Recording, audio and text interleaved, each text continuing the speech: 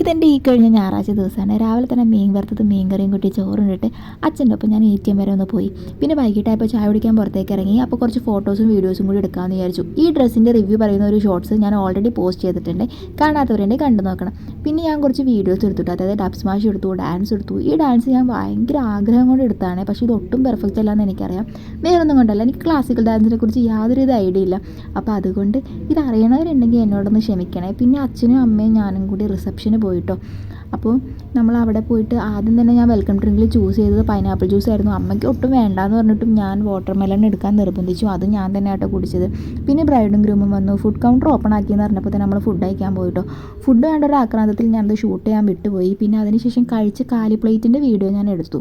പിന്നെ നമുക്ക് 2 flavour ice cream ഉണ്ടായിരുന്നു. അതിൽ ഓരോന്ന് വെച്ച് ഞാൻ എടുത്തു. പിന്നെ പതിവ് പോലെ അമ്മേനെ നിർബന്ധിച്ച് വിട്ടു ഒരു ഫ്ലേവറും കൂടി എടുപ്പിച്ചു കേട്ടോ. പിന്നെ നമ്മൾ 3 പേരും കൂടി വീട്ടിലേക്ക് പോന്നു. ബൈ.